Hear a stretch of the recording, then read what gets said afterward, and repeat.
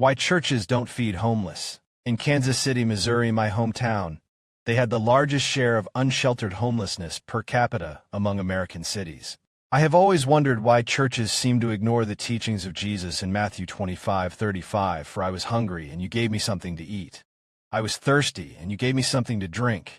I was a stranger, and you invited me. In 36, I needed clothes, and you clothed me. I was wrong. To begin, most cities have laws and regulations that prevent churches from just inviting homeless to spend the night in their empty rooms. Zoning laws, fire regulations, number of homeless per active supervisor, sleeping arrangements, safety considerations, beginning financial arrangements, supporting recurring arrangements. Outreach to the homeless, which means the church needs to be in a low income or where the homeless can survive. And many more reasons that prevent even the consideration of allowing the homeless to utilize the safety of a church. I went to a homeless shelter to volunteer. At 8, they opened the doors for the homeless to come in. There are 3 paid staff members for the almost 30 homeless people who will be attending. In addition is the pastor of this small church. Almost all are Ruglers who the pastor knows by name. They are seated and given a choice of a cheap canned drink. Their meal for this evening is 2 pieces of fried chicken, a healthy portion of macaroni and cheese corn, a roll, and a cupcake. When they leave at 7 in the morning, they will be given a Danish. In the same room in the basement of the church are pads for them to sleep on. Most almost immediately began lying down after eating.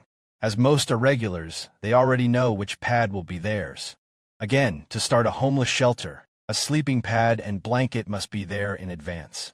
By now, I think you can see that a lot of planning would be necessary just to start a shelter, and then to keep everything stocked and help available. And of course, to take care of the financial needs as well. In the case of this small church, the minister is in charge, and if another organization were to start a homeless shelter, there would probably be another paid position. The overnight shelter began as a respite from the cold. Deaths from the heat exceed those from the cold.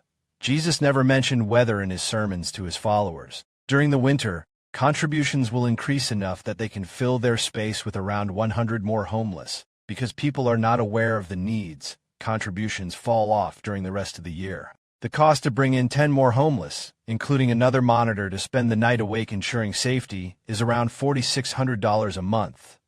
There are around 4,600 churches in the Kansas City area. A monthly donation of $1 each would bring in another 10 homeless people.